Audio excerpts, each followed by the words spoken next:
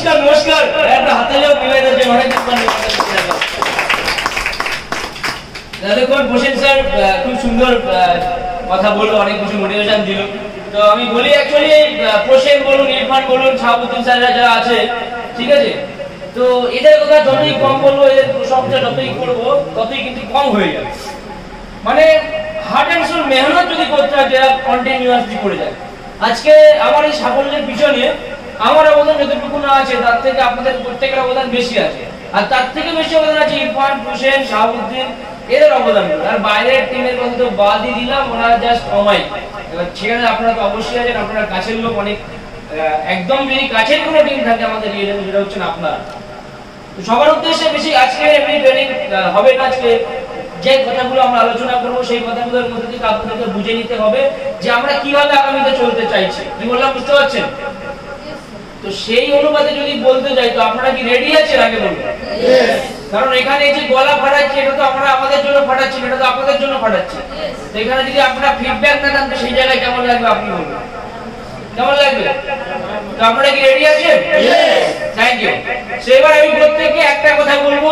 দেখুন, প্রথম কথা, আমরা এখানে প্রত্যেকেই এগার, প্রত্যেকেই একটা উপযুক্ত বয়স হয়েছে, আমরা ভালো মন্দ বুঝি নাকি, যে কোনটা ভালো আর কোনটা মন্দ। তো আপনাকে ভালো মন্দটা বুঝতে হবে।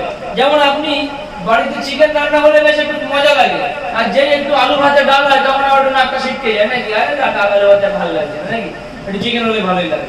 তো আপনি ওখানে যেমন ভালো মন্দ খাবার পাতে বসে বিচার করছেন, তেমন এই পিছনে পকেটটাও, মানি ব্যাগটাও তেমন ঠিক ভালো মন্দ জাজমেন্ট করবে নাকি। একটা 10 টাকার নোট আছে, একটা 500 টাকার নোট আছে, মানে এখন পকেট গরম। আর 10 টাকার নোট থাকলে কি এক কাপ চাও হবে না, এক কাপ চার দাম এখন 12 টাকা। তো যাই হোক, ভালো মন্দটা বুঝতে হবে।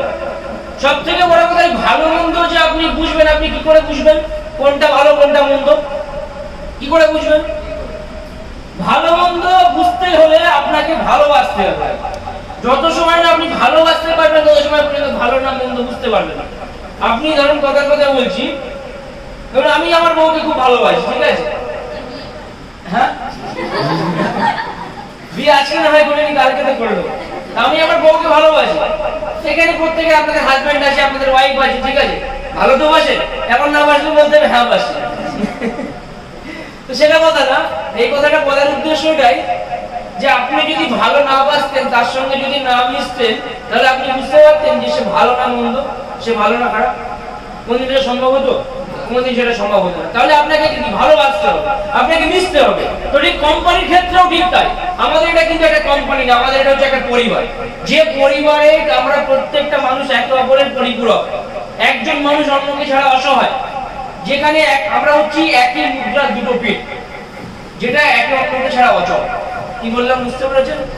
একটা মুদ্রা সামনের দিকটা আছে, পিছনের দিকটা নেই, কেউ নেবে, কোনো দোকানদার নেবে, কিন্তু দুটো পিঠে থাকতে হবে, তবে গিয়ে সেই মুদ্রাটা সচল হবে, না তো মুদ্রাটা অচল হয়ে যাবে। এখানে আমরা হচ্ছি প্রত্যেকেই একে অপরের পরিপূরক। এবার এখানে আমি আপনাদের প্রত্যেককে একটা কথা বলতে চাই, আজকে ইএলএস যে বিষয়টা আপনাদেরকে জানতে হবে, আপনাদেরকে বুঝতে হবে বিষয়টা, যে ইএলএস কি। আজকে আপনারা দেখুন, আপনার থেকে ভালো জানেন আপনারা, মার্কেটে কত ইন্ডাস্ট্রি আছে, কত বড় বড় কোম্পানি রয়েছে নাকি, ভালো মন্দ আপনারা বোঝেন না, আমার থেকে ভালো বোঝেন ভালো মন্দ আপনারা। যদি ভালো মন্দ কেউ বুঝে থাকে, আমার থেকে ভালো আপনারা বোঝেন যে কোনটা ভালো কোনটা মন্দ। কিন্তু ভালো মন্দ বোঝা সত্ত্বেও আজকে অধিকাংশ লোক, মানে একদম, মানে কি বলবো, মানে ওদের কি লোভী মানুষ, অধিকাংশ লোভী মানুষ, যারা আজকে কিন্তু মানে স্বল্প পরিশ্রমে, বিনা পরিশ্রমে কিন্তু শুধু লোভের আশায় কি না কি করে বেড়াচ্ছে।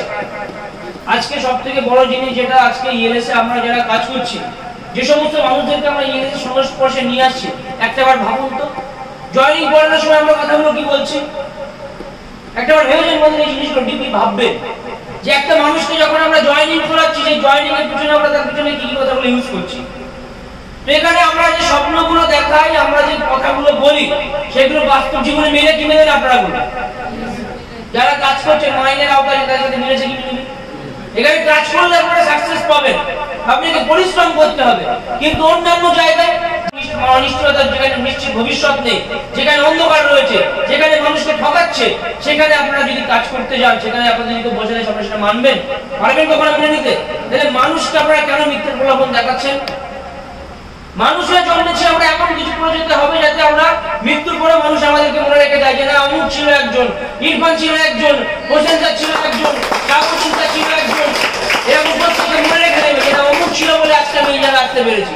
আপনাকে ভালোবাসতে হবে আপনার প্রফেশনকে, যদি ভালোবাসতে না পারেন কেউ সাকসেস হতে পারবে না, লিখে দেবো। আজকে অন্যান্য কোম্পানিগুলো দেখুন তো, ইএলএস এর সাথে অন্যান্য কোম্পানিগুলো কম্পেয়ার করুন, কোনদিন করেছেন? একদিন আজকে বাড়ি গিয়ে কম্পেয়ার করবেন, বাড়ি যাওয়ার লাগবে না, আমি এখানে কম্পেয়ার করে দিচ্ছি। আজকে আপনারা অন্যান্য কোম্পানি যেগুলো দেখছেন, কত বড় বড় কোম্পানি আছে, কত মানে হাই প্রোফাইল কোম্পানি আছে, ঠিক আছে, আপনারা দেখছেন বড় বড় গাড়ি করে যাচ্ছে, বিরাট বিরাট কমিউনিটি হলে প্রোগ্রাম হচ্ছে নাকি, হাতে রোলেক্স দামি ঘড়ি, পায়ে দামি জুতো, আর আমাদের ইএলএস এর স্যাররা হন্ডা শাইন এসপি, একটা বুলেট, একটা এক্সইভি 590 নিয়ে ঘুরে বেড়াচ্ছে, দেখো ল্যাম্বরগিনি নিয়ে ঘুরে বেড়াচ্ছে, হায়ার রেসিডেন্সিতে প্রোগ্রাম করছে। আরে ভাই প্রোগ্রামগুলো করছে বলতে একটা সাধারণ মানুষের মাথায় টুপি পরিয়ে হাজার হাজার টাকা ঝেড়ে দিচ্ছে, ঝেড়ে নিয়ে সেই টাকায় প্রোগ্রাম করছে, বুঝতে পারলেন? আর আপনি দেখছেন কি ওপর ওপর দেখছেন দিল্লি কা লাড্ডু সারা যোগা অভিপস্ত্রা নহিকা অভিপস্ত্রা, ওপর ওপর দেখে খুব ভালো লাগছে না, আপনার অনেক কিছু হবে, যাই যাই যাই। আর যেই যাচ্ছেন মনে রাখবেন 2018 সালের আগে বা 2020 সালের আগে এমন অনেক কোম্পানি এসেছিল, এমন চামড়া কোনানো বাড়ি খেয়েছিল লিডাররা, এখন অধিকাংশ নেতা মন্ত্রীরা জেলে ভর্তি রয়েছে, জেল থেকে এখনো ছাড়া পায়নি। কি বললাম বুঝতে পারলেন? এখন সেম প্রসেস এসেছে, কিন্তু সেটা ম্যানুয়াল ছিল, এখন হচ্ছে ডিজিটাল। এখন ডিজিটাল চোর, ডিজিটাল চোরটা জেলে পড়বে, বাইরের দেশের কোম্পানি তো জেলে পড়বে, আপনারা বলুন। তো ভালো মন্দ বুঝতে হবে, শুধু শুধু ওপরটা দেখে নাচতে নাচতে ধৈর্য করে পিছন পিছন গেলে হবে না, কোনটা ভালো কোনটা মন্দ তোমাদেরকে বুঝতে হবে। প্রচুর মানুষ আছে তোমাদেরকে মিথ্যা প্রলোভন দেখাবে, প্রচুর মানুষ আছে যারা ডাইরেক্টলি না হলে ইনডাইরেক্টলি তোমাদেরকে ক্ষতি করার চেষ্টা করবে, কিন্তু মন থেকে তোমাদেরকে পজিটিভ থাকতে হবে। তোমরা যদি মন থেকে পজিটিভ থাকো, হাজার নেগেটিভ আসবে, তোমাদেরকে কেউ নেগেটিভ করতে পারবে না, কারণ তোমরা ইএস এর কাজ করো, তোমরা প্রত্যেকটা মেম্বার হচ্ছে পজিটিভ। তোমাদের জন্য একটা জোরে হাততালি দাও। আজকে মার্কেটে যত মার্কেটিং ইন্ডাস্ট্রি কোম্পানি আছে, মাল্টি লেভেল মার্কেটিং কোম্পানি আছে, আমি চ্যালেঞ্জ করেছি প্রত্যেকটা কোম্পানির প্ল্যান এটা নিয়ে আসুন। যদি প্ল্যান না নিয়ে আসে মানে আমি যাচ্ছি সেখানে প্ল্যান নিয়ে, আমার ইএস এর প্ল্যানটা নিয়ে যাবো। কি বললাম বুঝলেন? চীনা চওড়া করে যাবো প্ল্যানটা নিয়ে, আর সেই প্ল্যানটা সামনে আমার সামনে ফেস টু ফেস করে বসাবেন, দেখবো কার প্ল্যানে কত দাম আছে, হিলে যাবে ওইসব প্ল্যান, বুঝতে পারলেন তো? কারণ কি অনিশ্চিত ভবিষ্যৎ, কোনো সিকিউরিটি নেই। অন্যান্য কোম্পানির পিছনে ছুটছেন, টাকা ইনভেস্ট করছেন, সেই কোম্পানির মালিককে কোনদিন দেখেছেন? কোথাকার কোনকে লিডার তাকে কোনদিন দেখেছেন? সেটা আপনার বাড়িতে যাচ্ছে, আপনাকে ভুলভাল বোঝাচ্ছে, মিথ্যা প্রলোভন দেখাচ্ছে। ওই যে বসে স্যার বললো আমি 4 বছর কাজ করেছি, 4 বছর কাজ করে টাকা ইনকাম করেছি, কিন্তু অনিশ্চয়তার কারণে দেখুন আজকে কোথায় আসলো। ও 4 বছর কাজ করে যত টাকা ইনকাম করেছে, এসে 1 বছর কাজ করে ডবল টাকা ইনকাম করেছে। এটাই হচ্ছে পার্থক্য, বুঝতে পারলেন? আজকে অন্যান্য কোম্পানির সাথে যদি কম্পেয়ার করি, প্রথম কথা আসছে নামে, নাম নাম কি বললাম বুঝতে পারলেন? আমার পরিচয় কি? আমার নামে। আপনার পরিচয় কি? আপনার নামে, তাই তো? আমাদের নামেই তো আমাদের পরিচিতিটা ঘটে। অন্যান্য কোম্পানির নামগুলো একবার দেখুন তো, যার কোনো মাথা মুন্ড নেই, কোনো মানেই নেই সব নামে। আর আমাদের ইজি লাইফ সিস্টেম, বাংলায় যদি বলি সহজ জীবন পদ্ধতি, বুঝে যাচ্ছে? অন্যান্য কোম্পানির কনসেপ্টের নামের মিনিংগুলো একবার বার করুন তো, দেখুন তো কটা কি মানে দাঁড়ায়। মানেই উদ্ধার করতে পারবেন না। আপনারা ভাবছেন অনেকের মাথায় অনেক কোম্পানির নাম আসছে, আমি বুঝতে পারছি, চোখ মুখ দেখে বলে অনেকের মাথায় কার কোন কোম্পানির নাম আসছে, কিন্তু নামের মানে উদ্ধার করতে পারবেন না। সেই কোম্পানির মালিককে কোন দেখেছেন? আর আমাদের কোম্পানির মালিকের সাথে বসে আমরা এক কাপে চা খাই, তফাৎ তো হচ্ছে এখানে। কি বললাম বুঝতে পারছেন? তো এইখানেই হচ্ছে তফাৎ। অন্যান্য কোম্পানির যে প্রোডাক্টগুলো দেখবেন 200 টাকার মাল 2000 টাকায় বিক্রি করছে, 200 টাকার মাল 2000 টাকায় বিক্রি করছে, বলছে তুমি কালো আছো রামপ্রসাদ, এটা মাখো তুমি ফর্সা হয়ে যাবে, এছাড়া মাখলে আরো কালো হয়ে যাবে, নাকি যেমন আর বিয়েই হবে না। তোমার কি বলছে যে ভাই তুমি রোগা আছো, এটা খাও তুমি মোটা হয়ে যাবে, নাকি তুমি মোটা আছো এটা খাও তুমি রোগা হয়ে যাবে। কারণ কি? খেলেও শেষ মাখলেও শেষ, নাকি খেলেও শেষ মাখলেও শেষ। তাহলে কোনো জিনিস নিয়ে কমপ্লেন করতে দিতে পারবে? পারবে কমপ্লেন করতে, কারণ কি খেয়ে ফেলেছে। এখন রামপ্রসাদ যদি বলে যে আমি এটা মেখে, রামপ্রসাদ কিছু মনে করো না ভাই, রামপ্রসাদ যদি বলে তোমার এই মেকআপটা মেখে ক্রিম মেখে আমি কালো হয়ে গেছি, এখন কি হবে? আমার টাকা রিটার্ন দাও, দেবে? তুমি ক্রিম রিটার্ন দাও, টাকা রিটার্ন দাও। কথাটা কি বললাম বুঝলেন না? আমাদের যে কোম্পানি প্রোডাক্ট গুলো নিয়ে ব্যবসা করছে না, বুকের পাটা থাকা দরকার। দেখুন ম্যাক্সিমাম প্রোডাক্ট, যেখানে যে প্রোডাক্ট গুলো আমাদেরকে বিক্রি করতে হয় না, ন্যাচারালি লোক দোকানে গিয়ে চায় আমার এইটা লাগবে, আমার ওইটা লাগবে, আছে কিনা আপনারা বলুন? আছে কি না? আছে তো? আমরা বলি কাস্টমার এই দোকান থেকে এই জিনিসগুলো নিজে স্বেচ্ছায় কিনতে যায়, আর অন্যান্য কোম্পানিরা বিক্রি করে বেচে, আর আমরা বেচি না, কাস্টমার উদ্দেশ্যে আমাদের বলে। ওই জন্য বলছি বুকের পাটা রাখতে হবে। প্রত্যেকটা প্রোডাক্টে কোম্পানি ওয়ারেন্টি দিচ্ছে। বাইরের দোকান থেকে মাল নিলে মাল খারাপ হয় না? খারাপ হয় না? নাকি এমন কোন কোম্পানি থেকে তুমি মাল নিয়ে তোমার বাড়িতে তুমি যা যা কিনেছো একটা প্রোডাক্ট খারাপ হয়নি, ভাই তুমি ইসলামে থাকো এসে তুমি তাহলে দেখতে পাচ্ছ মানুষ, তুমি দোকান থেকে যা কিনেছো আজ একটা তোমার ঘরে খারাপ হয়? খারাপ হবে, খারাপ হবে। যার জন্য কোম্পানি ওয়ারেন্টি দিচ্ছে। আরে আমাদের ইএনএস কোম্পানি কি ওয়ারেন্টি তো শুধু নামে, ওয়ারেন্টিটা আমি তো বলছি নামে রেখেছে কোম্পানি, আমাদের ইএনএস কোম্পানি। ওটা খারাপ হয়ে রিটার্ন করে যাত্রী নতুন মাল নিয়ে চলে যেত, দিতে হবে ওয়ারেন্টি লাগবে, নতুন মাল নিয়ে যায়। তফাৎ হচ্ছে এখানে। কি বললাম বুঝতে পারছেন? অন্যান্য কোম্পানি থেকে তফাৎ হচ্ছে এই জায়গায়। আপনি অন্যান্য কোম্পানিতে সাকসেস পেতে গেলে না 5 তলার চটি হয়ে যাবে, চটি হয়ে যাবে 5 তলার, সাকসেস পাবেন না। যাবেন বুঝতে পারবেন, পরদিন করবেন বুঝতে পারবেন তখন কি রকম লাগে। এখানে তফাৎগুলো আপনাকে খুঁজে বার করতে হবে যে অন্যান্য কোম্পানির সাথে কি তফাৎ আছে। কেন আপনি সব কিছু ইএলএস করবেন?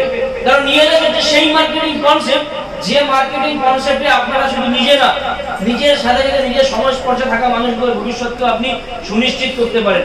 আজকে আপনারা একটা জিনিস বলুন তো, ইএলএস এ যারা কাজ করছে, যারা আপনারা ইএলএস এ কাজ করছেন, এখানে যদি কোনো ব্যক্তি ইএলএস এ কাজ নাও করে, কোনদিন খারাপ বলতে পারবে কোম্পানিকে? আমরা 1টা বাড়িকে প্ল্যান দেবো, 1টা বাড়ি যদি 50টা বাড়ির লোক জয়েন করে, বাকি 50টা বাড়ির লোক যদি কাজ নাও করে, খারাপ কোনদিন বলতে পারবে না। কোনদিন খারাপ বলতে পারবে না, প্ল্যান খারাপ আছে। তার কারণ কি? ওই যে বললাম মানুষ ভালো মন্দ বিষয়টা বোঝে। আজকে আপনি অন্য কোম্পানির প্ল্যান নিয়ে যান, অন্যান্য কোম্পানির প্ল্যান নিয়ে যান, পিঠে একটা তুলো বেঁধে যেতে হবে, তারপরেই সেই লোক জয়েনিং করবে নাকি? আর মানুষ এখন বোকা না, বুঝতে পারলে? মানুষ এখন হচ্ছে লোভী। কি বললাম বুঝলেন? যে লোভ দেখাচ্ছে আর টপ করে একদম কাটাটা বসিয়ে গিলে দিচ্ছে নাকি? তো আপনাদেরকে আমি একটাই কথা বলবো, নিজের ভিতরের মানুষটাকে পরিবর্তন করতে হবে। আপনারা ইএলএস এ কাজ যেভাবে আপনারা কাজ করছেন, কাজের গতিটাকে পাল্টাতে হবে। আজকে আপনাদের হাবড়া সবথেকে নিয়ারেস্ট টিম আমাদের অফিসে, তাহলে হাবড়ায় সবথেকে গ্রোথ কম কেন? কেন সবথেকে গ্রোথ কম আপনারা বলুন? হাবড়ার টিম সবথেকে আমাদের অফিসের কাছে, সব সুযোগ সুবিধাগুলো ওরা আগে পাচ্ছে, ঠিক আছে? বাইরে যে টিমগুলো আছে পূর্ব মেদিনীপুর, আসাম, ত্রিপুরা, বিহার, ঝাড়খণ্ড, এর বাইরে আমাদের পশ্চিম মেদিনীপুর, পূর্ব মেদিনীপুর, পুরুলিয়া, বর্ধমান, যেখানে যে টিম আছে, এখান থেকে কতটা দূরে একবার ভাবুন তো, কতটা দূরে? তাহলে হাবড়া হচ্ছে সবথেকে আমাদের কাছে, তাহলে এখানকার লোক কেন পিছিয়ে থাকবে? কারণ কি? তার কারণ এরা সুযোগ সুবিধাটা বেশি পাচ্ছে। কি বললাম বুঝতে পেরেছি? ভ্যালু যে মর্ম যে জিনিসটা থাকে সেটা এরা বুঝতে পারছে। তার কারণ সবকিছু সামনে যেমন খুলে আম সবকিছু। কথাটা কি বললাম বুঝলেন তো? ভ্যালু দিতে হবে। আপনি যদি নিজে ভ্যালু দিতে না পারেন, তাহলে আপনাকেও কেউ কোনোদিন ভ্যালু দেবে না। ভ্যালু ক্রিয়েট করতে হবে আগে। আজকে দেখুন ভ্যালুয়েশনের যে কথাটা উঠলে যখন বলি, ভ্যালুর যে বিষয়টা, এখান থেকে বেরিয়ে উপরে জলের দোকানে আছে, মুদিখানার দোকান, 1 লিটার জল কিনবেন, দাম নেবে কত টাকা? হ্যাঁ, 1 লিটার জল দাম নেবে কত টাকা? 20 টাকা জলের দামটা নেবে। ওই 1 লিটার জলটা শিয়ালদা স্টেশনে নেবেন, কিনবেন, কত টাকা দাম নেবে? 30 টাকা। শিয়ালদা থেকে হাওড়া স্টেশনে যাবেন, 1 লিটার জল কত নেবে? 35 টাকা। এবার হাওড়া শিয়ালদা বাদ দিন, 50 টাকা। একটু দমদম এয়ারপোর্টে ঢুকুন, কত নেবে 1 লিটার জলের দাম? 90 টাকা। 100 টাকায় আমি বললাম, রাউন্ড ফিগার 100 টাকা। আরেকটু জায়গায় যান, অ্যাক্সিস মলে যান, সাউথ সিটি মলে যান, নাকি কত দাম নেবে? 1 লিটার জলের দাম তখন হয়ে যাবে 150-200। একটু বড় বড় রেস্টুরেন্টে যান, হ্যাঁ রেসিডেন্সিতে যান, তারপরে আপনার বিশ্ব বাংলায় যান, ওই 1 লিটার জলের দাম হয়ে যাবে 300-400, নাকি হবে কিনা? আবার কি আপনি পাড়ার কাকা যেখানে যে বাড়ির জলের মেশিন বসে তার কাছে যান, 20 টাকা দেবেন, একটা বড় ব্যারেল ধরিয়ে দেবেন, নাকি 20 টাকাও লাগে না। তো তফাৎটা কোথায়? 5 টাকায় 20 লিটার জল পাওয়া যাচ্ছে। তাহলে তফাৎটা কোথায়? তফাৎটা কোথায় এবার আপনারা বলুন? তফাৎটা হচ্ছে ভ্যালু। কি বললাম বুঝতে পেরেছেন? আপনি এখান থেকে ওপরে দোকানটায় যাবেন, যে ভ্যালু পাবেন, শিয়ালদা স্টেশনে যাবেন সেই ভ্যালু পাবেন না, ভ্যালু বাড়বে। শিয়ালদা থেকে হাওড়া যাবেন, হাওড়া গেলে আরো ভ্যালু বাড়বে। দমদম এয়ারপোর্ট যাবেন, আরো ভ্যালু বাড়বে, নাকি? তফাৎ হচ্ছে ভ্যালু। তো আপনাকে ভ্যালু ক্রিয়েট করতে হবে। আপনি যত সময় নিজের ভ্যালুটা ক্রিয়েট করতে পারবেন, তত সময় আপনি লোকের কাছে আনভ্যালুয়েবল হয়ে থাকবেন। আর ভ্যালু ক্রিয়েট করার জন্য আপনাকে অন্য মানুষ কতটা ভাগ্যবান এই জায়গা আছে। কেন বাইরের দেশের লোক তো আজকে পেতে পারতো, অন্যান্য জেলার লোক তো আজকে ইংলিশ আগে পেতে পারতো, তারা পায়নি তো, তারা কি পেয়েছে? তাহলে আমরা আগে পেয়েছি। তাহলে আমরা যখন আগে পেয়েছি, আমাদের তো সেই ভ্যালুটা দিতে হবে। হবে, উদ্দেশ্য রাখতে হবে একটাই, যে আমাকে একটা পরিবর্তনের পথে নেমেছি আমরা, একটা পরিবর্তন আনতে হবে।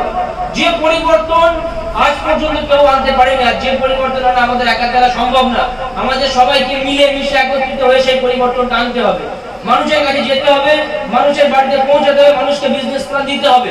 বিজনেস প্ল্যান যেমন আপনারা গল্পের ছলে বিজনেস প্ল্যান দিন, সিস্টেম বই দেখে বিজনেস প্ল্যান দেওয়ার দরকার নেই। Business plan easily business plan দিন। মানুষকে একটা জিনিস বোঝান যে আপনি ওর উপকার করতে গেছেন, ক্ষতি করতে যাননি। মানুষকে তার চোখটা ফুটিয়ে দিন, তার বাড়িতে গিয়ে চোখ ফুটিয়ে দেয় এই মানে না যে কাটা ফাটা নিয়ে গিয়ে চোখে খুঁজে দিলেন, তা না। চোখটা ফুটিয়ে দেওয়া মানে হচ্ছে এটাই যে সে ভুল পথে চলেছে, আপনি তাকে সঠিক পথ দেখাতে গেছেন।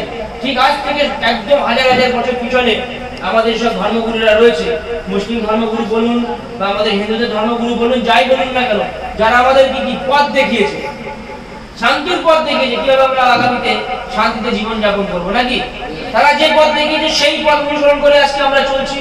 তাহলে আমাদেরকেও পথ দেখাতে হবে সাধারণ মানুষদেরকে, ইয়েলেসের পথ দেখাতে হবে, যে পথে সাধারণ মানুষ আসবে এবং সেই পথে যে মানুষই আসবে সেই পথে সংস্পর্শে জাতি ধর্ম বর্ণ বিভেদ নির্বিশেষে প্রত্যেকের জন্য যে পথ খোলা, সেই পথের নাম হচ্ছে একমাত্র ইয়েলেস, যেখান থেকে সে তার লাইফটাকে পরিবর্তন করতে পারে। বোঝা গেল? তো নিজের ভিতরে সেই ভালো মানুষটাকে জাগিয়ে তুলুন, মানুষের বাড়িতে যান, মানুষের কাছে যান, ইয়েলেসের প্ল্যানটাকে দিন, জয়েনিং করার জন্য না। সে ভুল পথে চলে তাকে সঠিক পথে ফিরিয়ে আনার জন্য আপনি তাকে জয়েন্ট প্ল্যানটা দিন। সে যে ভুল পথে চলেছে আজকে তাকে বোঝান যে দেখো তুমি যে কাজটা করছো কালকে করতে না পারলে তোমার ইনকাম হবে না, তোমার পরিবারের ছেলে মেয়েদের ভবিষ্যৎ সুনিশ্চিত নেই। তাকে বোঝান বিষয়গুলো। কি বললাম বুঝতে পারছেন? যত মানুষের কাছে যাবেন, যত বেশি মানুষের সংস্পর্শে আসবেন, বুঝতে পারবেন যে এক্স্যাক্টলি জিনিসটা কি। মাথার মধ্যে চিন্তাটা জয়েনিংটা সরান, উদ্দেশ্যটা একটা রাখুন, আমাকে ইয়েলেসকে মানুষের সামনে তুলে ধরতে হবে, সমাজে একটা পরিবর্তন আনতে হবে, একটা আলোড়ন সৃষ্টি করতে হবে, যে আলোড়ন মানুষের অর্থনৈতিক উন্নতিতে সাহায্য করবে। বুঝতে পারলেন? আজকে দেখুন সমাজে কোনো কিছু উন্নয়ন বন্ধ আছে, বাড়ির থেকে বেরোচ্ছেন পাকা রাস্তা, রাস্তায় ল্যাম্প নাকি লাইট পোস্ট চলে যাচ্ছে, বাড়িতে জলের পাইপ চলে আসছে, গ্যাসের পাইপ চলে আসছে, হসপিটাল থেকে শুরু করে আমাদের সরকার কত কিছু উন্নয়ন দিচ্ছে, দিচ্ছে কি দিচ্ছে না? দিচ্ছে তো।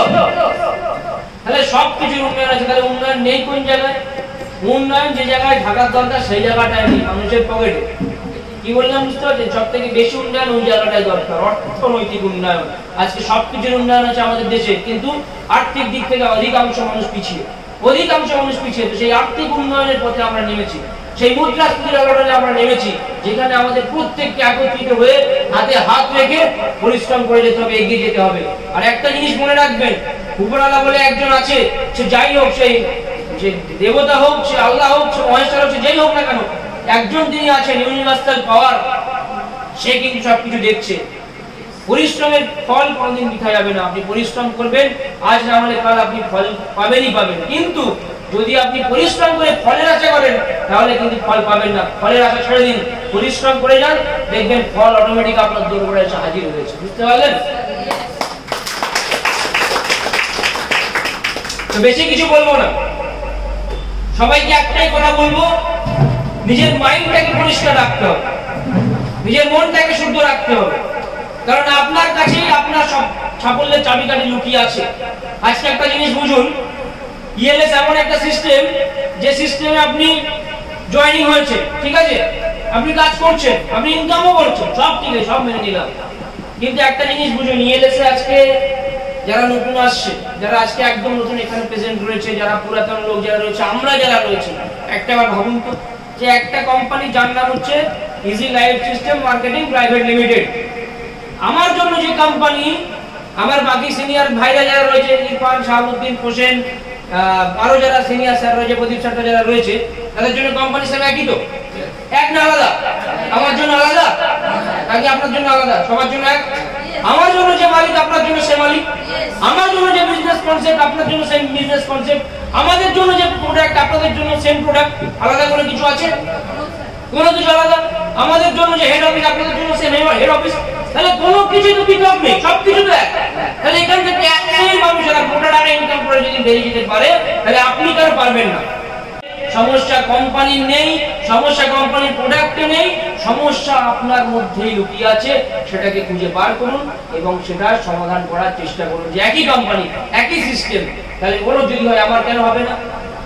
এই সমাধান খোঁজার জিনিসটা অনেকে আবার কি করছে, এই সমাধান খুঁজতে ধৈর্য হারা হয়ে যাচ্ছে। আমি প্রত্যেককে একটাই কথা বলি, আমাদের এই বিজনেসটা হচ্ছে সময়ের খেলা, ধৈর্যের খেলা। ধৈর্য ধরে থাকতে হবে সাকসেস পেতে গেলে। আমাদের এই বিজনেসের টার্গেট, আমি এখান থেকে রাস্তার উপরে যাব, আমার টার্গেট এটা। তাহলে আমাকে যদি যেতে হয়, আমি যদি হাফ রাস্তা গিয়ে রাস্তার এপারে গিয়ে দাঁড়িয়ে থেকে ওপারে যেতে পারবো? কোনদিন পারবো না। আমার লক্ষ্যটাকে আমাকে স্থির রাখতে হবে। লক্ষ্য আমার স্থির থাকবে যে আমি ওই জায়গায় পৌঁছাবো, ওটা হচ্ছে আমার গন্তব্য। তার মধ্যে যা কিছু আসুক না কেন, যতই বাধা বিপত্তি আসুক না কেন, সবকিছু উপেক্ষা করে আমাকে এগিয়ে যেতে হবে। আর এই বিজনেসে কি হয়, মাইন্ড সবসময় ডাইভার্ট হয়। মাইন্ড সবসময় ডাইভার্ট হয়। কখনো মনে হয় যে হবে, কখনো মনে হয় যে হবে না, কখনো মনে হয় পারবো, কখনো মনে হয় পারবো না। কিন্তু আপনি যদি লক্ষ্যটাকে স্থির রেখে আপনার লক্ষ্যের পিছনে ছোট ছোট গুটি গুটি পায়ে যদি এগিয়ে যান, ঠিক আপনার লক্ষ্যে আপনি পৌঁছে যাবেন। কোনো ক্ষমতাই আপনাকে আটকাতে পারবে না। আর এই লক্ষ্যে পৌঁছানোর জন্য আপনার কি দরকার? সময়, ধৈর্য। এখন যদি আমি ছোট্ট একটা এক্সাম্পল দিলাম আপনাদের সামনে, যে আমি এখান থেকে রাস্তাটা টপকে ওপারের দোকানটায় যাবো, এটা আমার লক্ষ্য। এপারে যাওয়ার মধ্যে বাধা কি কি আছে? সবার প্রথম বাধা এই টেবিল, তারপরে এখান থেকে একটা সোজা রাস্তা, নাকি এটা সোজা, এখানে কোনো জায়গায় আটকাবো না। ওই যে দরজাটা বন্ধ আছে, দরজাটা আমাকে খুলতে হবে, খুলে আমাকে বেরিয়ে আবার খানিকটা সোজা, উঁচু নিচু আছে কিন্তু তো সোজা। এবার আমি যদি মনে করি যে আমি ডান দিক বাদিক তাকাবো না, সোজা যাবো, তাহলে একেবারে কি সোজা উপরে চলে যাবো। হরে কৃষ্ণ, নাকি তাই হয়ে যাবে তো? তাহলে আমাকে কি ওখানে গিয়ে দাঁড়াতে হবে? পরিস্থিতি যদি সেরকম ভালো বুঝি, শার্ট করে চলে যাবো। পরিস্থিতি খারাপ হলে রাস্তার মাঝখানে আবার খানিকক্ষণ দাঁড়াতে হবে, হয় না? আবার দুটো চারটে গাড়ি সামনে পিছনে পাশ দিয়ে হাত পাত দেখে ট্যাগ করে চলে যাবো উপরে, নাকি? আবার যদি ফের রিটার্ন আসার কেস এসে একইভাবে আমাকে রিটার্ন আসতে হবে। তাহলে দেখুন, আমি এখান থেকে ওই দোকানটা পর্যন্ত যাওয়ার জন্য কতগুলো বাধা অতিক্রম করলাম। এটা তো আমাদের লাইফ, এটা আমাদের জীবন। তাহলে এখানে কত বাধা আসবে, কত বিপত্তি আসবে। তো সমস্ত বাধা বিপত্তিকে উপেক্ষা করে আপনাকে আপনার লক্ষ্যের মিনিটের জায়গায় 10 মিনিট লাগুক, যদি 10 মিনিট দাঁড়াতে হয় আমি দাঁড়াবো, রাস্তা খালি হবে, তারপরে আমি ওপারে যাবো। কি বললাম বুঝতে পারছেন? কোনো বিপদ আসবে না, আরামসে চোখ বন্ধ করে হেঁটে পার হয়ে যাবে। কি বললাম কথাটা বুঝতে পারলেন? আমি যদি সময় না নিয়ে, ধৈর্য না ধরে, যদি আমার হাতে টাইম নেই, আমার হাতে ধৈর্য নেই, আমাকে যেতেই হবে, ঠিক আছে, তাহলে তো ওই মৃত্যু নিশ্চিত। কি বললাম বুঝতে পেরেছেন? তো সময় নিয়ে ধৈর্য নিয়ে থাকতে হবে। এবার আমি এখানে আর একটা জিনিস বলি, আমরা দেখি সবকিছু বুঝতে পারি কিন্তু সামনাসামনি তো বলতে পারি না। অনেকে দেখবেন এই সময় ধৈর্য অনেকে থাকে না, খুব উতালা হয়ে যায়। মনে হচ্ছে আজকে আম গাছ বসিয়েছি, কালকে হচ্ছে আম খেলে হয় ভালো, আজকে ভাবে বীজটা পুঁতেছে, নাকি? তো আর সত্যি না, মানে রাত্রেবেলা সেবেলা বীজ পুঁতে রাত্রে আবার দুবার টর্চ মেরে দেখছে যে দেখি গাছটা হয়েছে কিনা, নাকি?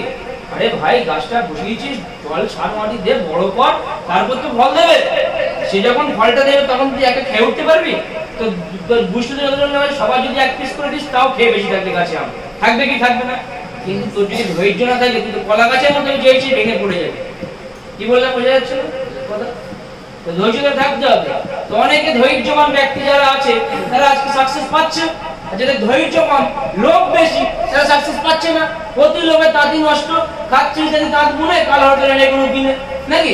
এনে গরু কিনেছে, এখন বুঝতে পারবে না, কয়েক মাস কয়েক বছর পরে বুঝতে পারবে। তার কারণ কি? আপনাদেরকে জানতে হবে যে আগামীতে 2030-এর মধ্যে আমরা কি করতে চলেছি।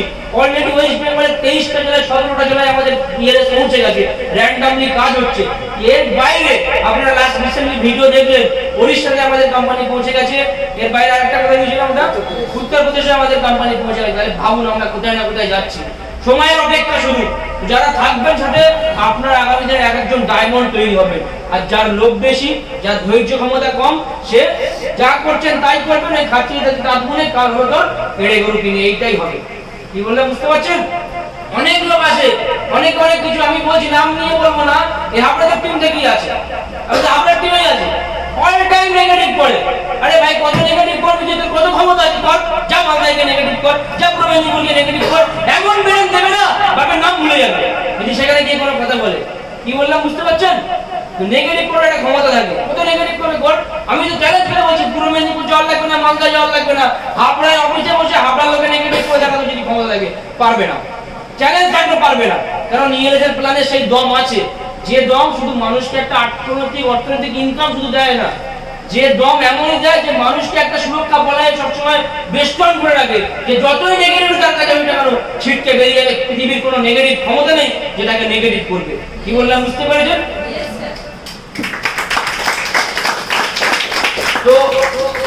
প্রত্যেককে একটাই কথা বলবো, আপনারা দীর্ঘদিন ধরে কাজ করে আসছেন, দীর্ঘদিন। এই মুখগুলো আমার কাছে অচেনা নয়, এই মুখগুলো আমার কাছে খুবই চেনা, খুবই চেনা আপনারা আমাদের কাছে। তো প্রত্যেককে একটাই কথা বলবো, মন দিয়ে কাজ করুন। আগামী 2030-এর মধ্যে আমি একটা বিরাট আলোড়ন সৃষ্টি করতে চলেছি। যখন অ্যাটম 2 চালু হবে, বাইরের মুদিখানার দোকান থেকে মাল কিনতেন, বাইরের দোকান থেকে জামা কাপড় কিনতেন, সেখান থেকে কিনলে একজন মানুষ লাখ কোটি তৈরি হতে চলেছে অ্যাটম 2-র মাধ্যমে। কি বললেন বুঝতে পারলেন? এমন এমন কনসেপ্ট আসতে চলেছে যে কনসেপ্টগুলো আপনাদের সম্পূর্ণ ধারণার বাইরে, সম্পূর্ণভাবে ধারণার বাইরে, আপনি অনুমান করতে পারছেন না। আপনার তো কাছে আমি প্রদীপ স্যার হয়তো জানে না, এমন এমন কনসেপ্ট বিএসএ লুকিয়ে রয়েছে, বিএসএর কোনায় কোনায় লুকিয়ে আছে এমন এমন জিনিস। যখন উদ্ঘাটন হবে না, মানে আপনারা বুঝতে পারছেন না, পুরো আলোড়ন সৃষ্টি হয়ে যাবে সারা দেশ দুনিয়া জুড়ে। যে আলোড়ন শুধু মানুষের উন্নয়ন দেখবে, আর কিচ্ছু না। যে আলোড়ন মানুষের ক্ষতি করবে না, যে আলোড়নে মানুষের ধ্বংস হবে না, যে আলোড়নে কারো কোনো ক্ষতি হবে না, শুধু উন্নয়ন হবে। যেখানে তাকাবেন সেখানেই হচ্ছে উন্নয়ন। প্রত্যেকটা ঘরে, প্রত্যেকটা ফ্যামিলিতে একজন করে ব্যবসা, একজন করে ব্যক্তি থাকবেই, যে কিনা ইএস থেকে ইনকাম পাবে। মিলিয়ে নেবেন আমার কথা, ওই দিন 2030 শুধু তাই না, আজকে যে সমস্ত কোম্পানিগুলো মানুষকে মিথ্যা প্রলোভন দেখিয়েছে, মানুষকে মিথ্যা প্রলোভন দেখিয়ে, মানুষকে লোভ দেখিয়ে, লোভের ফাঁদে ফেলে, মানুষকে ভুল ভাগ বুঝিয়ে বা আপনাদের বার করে দিয়ে কোম্পানিটাকে অ্যাকাউন্ট করে দিয়ে আজকে সেই মানুষগুলোর জীবন নিয়ে চিনিমিনি খেলছে, সেই কোম্পানিগুলো আগামী 2030-এর মধ্যে সেও বন্ধ হয়ে যাবে। যেটা আমি বলেছিলাম, মিলিয়ে নেবেন। ইয়েস বন্ধ করলে তাদের, কারণ আমাদের ক্ষমতা এত শক্তিশালী হতে চলেছে ধীরে ধীরে। সব কিছু শ্রেষ্ঠ জীব হচ্ছে আমরা, এই পৃথিবীর সব থেকে শ্রেষ্ঠ জীব হচ্ছে আমরা মানুষ, নাকি? এই মানুষ আমরা সব থেকে শ্রেষ্ঠ জীব, আর আমরা শ্রেষ্ঠ জীব হয়ে এই পৃথিবীর সব থেকে শ্রেষ্ঠতম প্ল্যান আমরা অ্যাচিভ করেছি, যেটা হচ্ছে ইএলএস। যে ইএলএসটা আমরা আমাদের মাঝে পেয়েছি, সব থেকে শ্রেষ্ঠতম প্ল্যান, যা অন্যান্য কোম্পানির প্ল্যানগুলোকে হিরিয়ে রেখে দেবে। কারণ ক্ষমতা নেই যে আটকাবে। আপনি লিখে নিন, চ্যালেঞ্জ করবেন, আসুন উইদিন 2030 সালের মধ্যে যত মার্কেটিং ইন্ডাস্ট্রি কোম্পানি আছে, 95% কি 99.99% মার্কেটিং ইন্ডাস্ট্রি কোম্পানি বুঝে যাবে যারা মানুষকে ঠকাচ্ছে, যারা মানুষকে ভুল বোঝাচ্ছে। সেই সমস্ত মানুষদেরকে শুধরে দিন যারা আজকে ভুল পথে যাচ্ছে, যারা ভুল পথে যাচ্ছে, যারা লোভের ফাঁদে পড়ে মানুষকে ভুলভাল লোভ দেখে আজকে সে নিজের লোভটাকে কন্ট্রোল করতে না পারে, সে আজকে অন্যদিকে চলে যেতে, তার মাইন্ডটাকে ডাইভার্ট করে সিস্টেমে তাকে নিয়ে আসুন। তাকে বোঝান, পড়ানোর দরকার নেই, তাকে যদি সিস্টেমটা বোঝান। লোক অনেক কিছু বলবে, আমরাও শুনেছি, শুনিনি তা না, আমাদেরকে অনেক কিছু শুনতে হয়েছে, এখনো শুনতে হয় মাঝে মধ্যে, নাকি? তো একটাই কথা বলবো, কে কি বললো, কে কি ভাবলো, কোনো কিছুতে কিছু মাইন্ড করবেন না। নিজের লক্ষ্যের প্রতি স্থির হন এবং নিজের লক্ষ্যের পিছনে অবিরাম পরিশ্রম করে যান। যদি বলেন যে আমি কত সময় পরিশ্রম করবো এর পিছনে, আমাকে কতক্ষণ সময় দিতে হবে সাকসেস পেতে হলে, আমি একটাই কথা বলি, আপনাদের প্রত্যেককে যত সময় না পর্যন্ত আপনি সফল হচ্ছেন, তত সময় পর্যন্ত পরিশ্রম করে যান। তো একটাই কথা সবার উদ্দেশ্যে শেষ কথা বলবো আজকে। দেখুন, আমরা প্রত্যেকেই জানি এখানে আপনারা উপস্থিত রয়েছেন, প্রত্যেকেই খুব ভালো মনের মানুষ।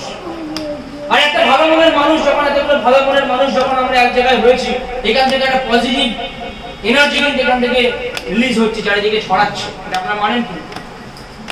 যেমন একটা ছোট্ট এক্সাম্পল দিই, দেখবেন আমাদের হিন্দু সমাজে কারো একটু ভয় টয় লাগলে বা কারো একটু মনে দ্বিধা সংকোচ বোধ হলে মানুষ আমরা কোথায় যাই?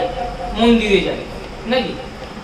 কারণ কি? আমরা জানি ওখানে একটা পজিটিভ এনার্জি আছে, যে পজিটিভ এনার্জি আমাকে সুরক্ষিত করবে, আমার কোনো বিপদ হতে দেবে না, নাকি? যাই কি যাই না? ঠিক তেমন আমাদের মুসলিম ধর্মের কথা যদি বলি, আমাদের মুসলিম ধর্মের লোকজন কি আছে? তারা দরবারে যায়, পীরের দরবারে যাই আমরা, নাকি? যাই কি যাই না? তার কারণ কি? কারণ আমরা জানি পীর বাবার দরবারে এমন পজিটিভ এনার্জি আছে, যে পজিটিভ এনার্জি আমাদেরকে সুরক্ষিত রাখবে, আমাদেরকে সেই সালামত রাখবে, নাকি? মানি তো আমরা? তো তেমনই ইয়েলোতে হচ্ছে ঠিক এরকমই একটা মন্দির, যে মন্দির জাতি ধর্ম বর্ণ নির্বিশেষে, হিন্দুদের কাছে এটা আপনি মানে কোনো ধর্মের সাথে এটা কম্পেয়ার করা যাবে না, জাতি ধর্ম বর্ণ নির্বিশেষে ইয়েলো হচ্ছে সেই স্থান, যে স্থানে জাতি ধর্ম বর্ণ নির্বিশেষে পজিটিভ এনার্জি নির্গত হয়। আর এখানে শুধু পজিটিভ এনার্জি নির্গত হয় তা না, এখানে যে মানুষগুলো সংস্পর্শে আসে তারাও পজিটিভ হয়ে যায়, তাদের ভিতরে যত নেগেটিভ এনার্জি থাকবে না সব বেরিয়ে যায়। আর একটা জিনিস মনে রাখবেন, যখন আপনার ভিতরে কোনো নেগেটিভিটি থাকবে না, তখন কোনো কারণ ক্ষমতা নেই যে আপনাকে আপনার লক্ষ্যে পৌঁছে দেবে। বুঝে গেল? এটা হচ্ছে সেই জায়গা, এটাও সেই জায়গা যেখানে আমার মতো আপনার মতো আমরা সবাই এখানে যারা উপস্থিত রয়েছেন, আপনারা প্রত্যেকেই সেই ভালো মনের মানুষ। এখানে জাতি ধর্ম বর্ণ নির্বিশেষে আমরা উপস্থিত রয়েছি কিনা আপনারা বলুন? আছি, হ্যাঁ কিনা? আছি তো? তাহলে এটাই হচ্ছে সেই জায়গা বাবার দরবার, হিন্দুদের কাছে ভগবানের মন্দির, ঈশ্বরের মন্দির, আর আমাদের সবার কাছে এটা কি ইএলএস। এটা সেই ইএলএস এর সেই জায়গা যেখানে প্রচুর ভালো মনের মানুষ আমরা একত্রিত হই। শুধু আজকে না, যারা আমাদের সাথে সংস্পর্শে আছে, টাচে আছে, যারা আসতে পারেনি, প্রত্যেকেই আমাদের সংস্পর্শে যারা আছে তারা হচ্ছে সেই ভালো মনের মানুষ যারা আমরা একটা পজিটিভ ভাইব তৈরি করি। আর যে পজিটিভ ভাইব আগামী 2030 এর মধ্যে পুরো দুনিয়াটাকে পজিটিভ করতে চলেছে। কি বললাম বুঝতে পারলেন? তো ফাইনালি আপনাদের হাতে সেই পাওয়ার দেওয়া আছে, সেই পাওয়ার আপনাদের হাতে আছে, যে পাওয়ারটাকে কাজে লাগিয়ে আপনি আপনার নিজের জীবনকে সাকসেসফুল হতে পারবেনই, সাথে সাথে অন্যের জীবনটাকে আপনি পরিবর্তন করে দিতে পারবেন। এখানে আমি তো বলবো, আজকে আমার সিনিয়র যিনি রয়েছেন, তিনি যদি আমাকে সাপোর্ট না করতেন আমি কখনো এই জায়গায় আসতে পারতাম? কিন্তু সিনিয়রের কথা বলতে আমরা জুনিয়রের কথা বলি। যেখানে আমাদের কাজ একটাই, আমরা প্রত্যেককে সম্মান দেবো। আমার সিনিয়র জুনিয়র দ্বিধাবোধ করবো না। এখানে একটা জিনিস মনে রাখবেন, লাইফটা আপনার, আপনার জীবনটা আপনাকে গুছিয়ে নিতে হবে। আপনার সিনিয়র আপনাকে সাপোর্ট করবে, আমি আপনাকে সাপোর্ট করব, আমি আপনাকে গাইড করব, কিন্তু পরিশ্রমটা তো আপনাকে নিজেকেই করতে হবে না? কি বললাম বুঝতে পারছেন? আমার সিনিয়র এই করে না, আমার সিনিয়র ওই করে না, আমার সিনিয়র আমাকে দেখে না। আরে বাবা, সিনিয়রের তো একটা লাইফ আছে, সে তার লাইফ নিয়ে ব্যস্ত। এখানে তুমি তোমার নিজের সিনিয়র, এখানে কেউ কারো সিনিয়র না, কেউ কারো বস না। আমি নিজেই আমার সিনিয়র, আমি নিজেই আমার বস। আমার লাইফ আমাকে গড়ে নিতে হবে। কি বললাম বুঝতে পারছেন? তার জন্য কি করতে হবে? আপনাকে সাপোর্টের জন্য অল টাইম সিনিয়রের সাথে কন্ট্যাক্ট করতে হবে, ডাউনের সাথে কন্ট্যাক্ট রাখতে হবে। আপনার একটা সমস্যা, আমাদের কাছে হাজার একটা সমাধান আছে। আপনি সমস্যায় পড়লেন, আপনি একটা সমস্যা যেটা ফেস করছেন, সেটা আপনার কাছে বিরাট কঠিন জিনিস, আপনি করতে হবে যে ইরফান স্যারকে ফোন করুন, এক সমস্যার সমাধান, এক ফোনেই সমাধান পেয়ে যাবেন। ইরফানকে ফোনে পাচ্ছেন না, সুস্মিতাকে করুন, সুস্মিতাকে ফোনে পাচ্ছেন না, এসএমএস করুন, ওকে পাচ্ছেন না, প্রদীপ স্যারকে করুন, প্রদীপ স্যারকে পাচ্ছেন না, প্রসেন স্যারকে করুন, প্রসেনকে পাচ্ছেন না, শাহাবুদ্দিনকে করুন, সবাই এদেরকে যদি না পান আমাকে করুন। কি বললাম বুঝতে পারছেন? একটা সমস্যা আপনি যখন 10টা সিনিয়রের সাথে বলবেন, 10 জন 10 রকম সাড়া দেবে, মানে আপনি একটা সমস্যার 10 রকম সমাধান পেয়ে